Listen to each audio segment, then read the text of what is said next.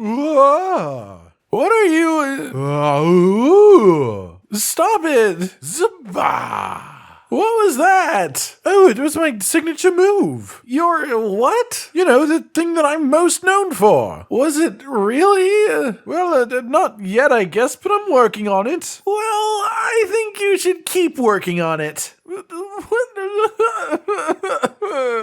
Ladies, gentlemen, and monsters of all ages, we all know that one of the main reasons we keep coming back to Monster Hunter time and time again is the monsters themselves. But while the monsters in general are just fantastic across the series as a whole, it is undeniable that certain fights have these special moments in them, these tiny little times that just make you go, whoa, this is badass! And you're not even cheering for yourself, it's not even about your own hunting the monster, it's just the monster standing across from you pulling off an incredibly, insanely cool maneuver right up in your face. Signature moves. They have become more and more common throughout the generations. Originally, these types of super moves, or what have you, were only kept to the black dragons. Then some elder dragons started to get them too, and now these days there are plenty of monsters that don't even fit into either of those categories that have these super special moments that totally steal the spotlight and make you almost feel bad for killing them while you feel good in the middle of killing them. I've done one of these before, but it was quite a while back, before even the majority of the title updates happened in Iceborne itself, so today let's dive into my own personal updated list of the top 10 signature moves in all of Monster Hunter. Number 10. God, my head is spinning. Rachna Kadaki. Okay, maybe this one shows a little bit of my personal bias here. There may be some signature moves that are objectively cooler than Rachna's, but I just absolutely love it anytime this happens. I love dealing with it mechanically. She stands up all high and mighty like the queen that she is. She blasts out a close range poof of flame, then she starts blasting fire out in a circle around her, her head spinning the whole way around as the beam tracks outwards, and the only way to properly avoid this attack is to get under her after the initial explosion. It's just really cool looking, it's very fun to dodge and interact with, and I enjoy experiencing this move every time that I see it. Even after fighting her more than 100 times at this point, I still like it. And there is also the cool part where she can do it either on the ground or by leaping up to the roof of a cave if you're indoors, which just makes the moment even more badass when it happens. Number 9. Valstrax. I'm showing Crimson Glow here just because the move is the same with both of them, but I can't believe I didn't include this one on the list the first time around, given that I had fought Valstrax at that point, but his around the world Superman splash is just absolutely iconic. He flies up to the sky at the speed of sound, flies in a circle when you track his red glow above you, and then he comes slamming down at a ridiculous speed right into the hunter, dealing an insane amount of damage. This move is just so cool, and it is so fitting to the personality of Valstrax as a monster, being the fastest aerial creature that exists, and it's just one of the most memorable moments in a Monster Hunter hunt that you could ever come across. Number 8. Violet Mizutsune. Here we have a new one added in Title Update 2 for Sunbreak. I actually really like this attack. It is pretty easy to avoid, all things considered, but that is only if you don't go for broke on it. After you've fought this monster enough, it will spin around and create this singular, absolutely massive flaming bubble. Then it will just shove it above its head and let it hang out for a while it attacks you normally. After a brief period of time, Violet will suck you in towards him and then slam the bubble down on top of your face, dealing a load of damage. But this mechanic also has a special interaction in it. If you can cause a proper flinch while the bubble is in the air, you can actually make it drop down on Mizutsune itself, instead dealing damage to the monster instead of you. I love when they put that type of thing in, where it's an absolutely deadly attack for hunters, but it can be absolutely turned around on the monster as well, and this attack has really grown on me since I first saw it. Number 7. Namiel. Still one of my favorite monsters of all time, Namiel's mixture of water and thunder elements is just purely awe-inspiring. It seems so simple and it makes so much sense. The concept of creating puddles and then infusing them with electricity to make them way more dangerous, almost explosive.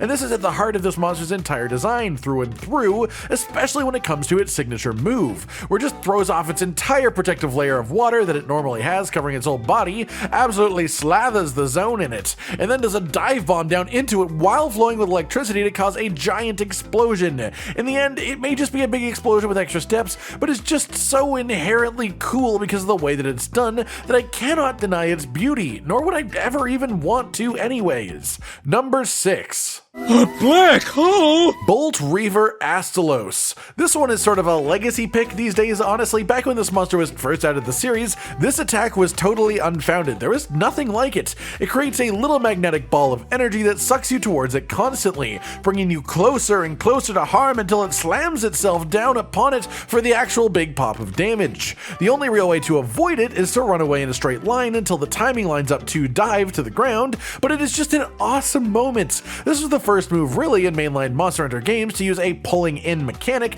to actually bring your hunter closer through sheer magnetic force, and it set a precedent for a number of cool moves that have been brought into the series since then. But this was the one that did it first, and it did it in such a cool way too.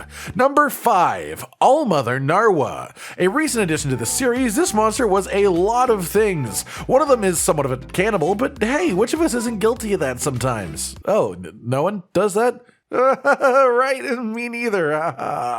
Anyways, the signature move here also involves sucking in the hunter, but there are so many just extra layers to it than that. It's sort of like a mix of the signature moves of multiple different monsters put together to create something entirely unique. And in Sunbreak, the Master Rank version of it added even more to the equation. She picks up a load of Dragonators out of the ground and starts spinning them around her in a circle while constantly pulling you towards her. If you get hit by one of the Dragonators, then it sends you sprawling back out and into harm's way once again. And so the only way to deal with this part is to perfectly time a wire bug to sling yourself into the middle, just between one of the waves of spinning Dragonators, which in itself is already awesome as all hell. But the attack is only just getting started at that point, because then the room goes dark and she shoots down a big old bowl of magnetism or just pure thunder or whatever it is, and as she does so, she raises platforms up from the ground, and then in Master Rank at this point, she also starts shooting out rings of electricity at different heights as well, and it creates this special balancing act. If you are on the ground when the big ball of electricity hits, you'll just die, so you have to get up on one of the platforms.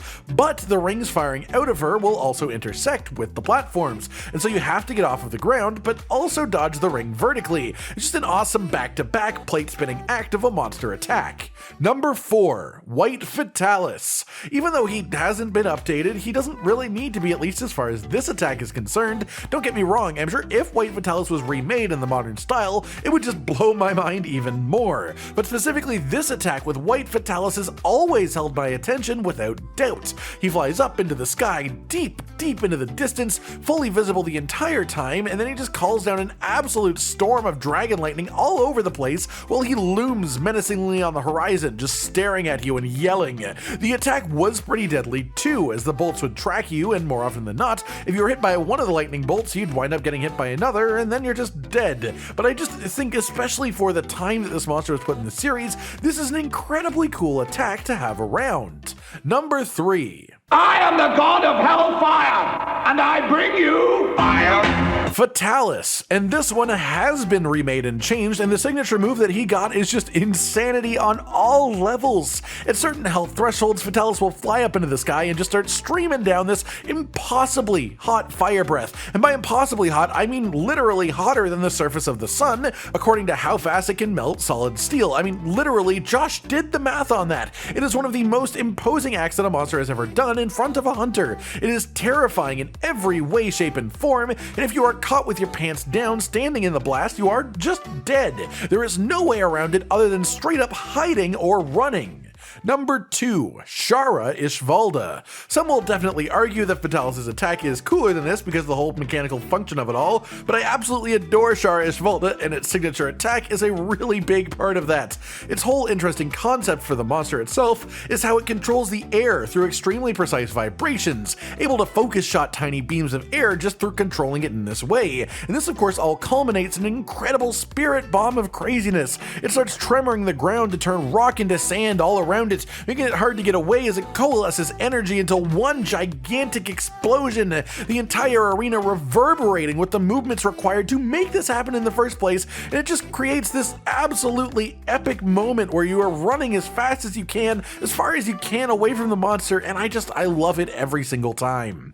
Number 1. Why did you stop the jazz music? Safi Jiva. It had to be, it was before, and of course it still is. The day that a signature move move replaces this one at the top of the list will simply be an incredible day, because this move is just mind-blowing. The first time you encounter it, it changes everything. Safi charges up a big old bomb in its mouth and then fires it down slowly into the ground. The Sapphire Star of the Emperor, cutting out every little bit of game sound that exists before exploding like a nuclear bomb on the battlefield, and literally the only way to survive it is to stand behind a rock that has the shed skin of the monster itself draped over it, because the only thing that can survive contact with this explosion is Safi itself, its own skin. It says so much with so little effort. It's so badass, and the whole fight centers around this massive moment every time it happens. It doesn't get better than this, and the day that it does will be a great day.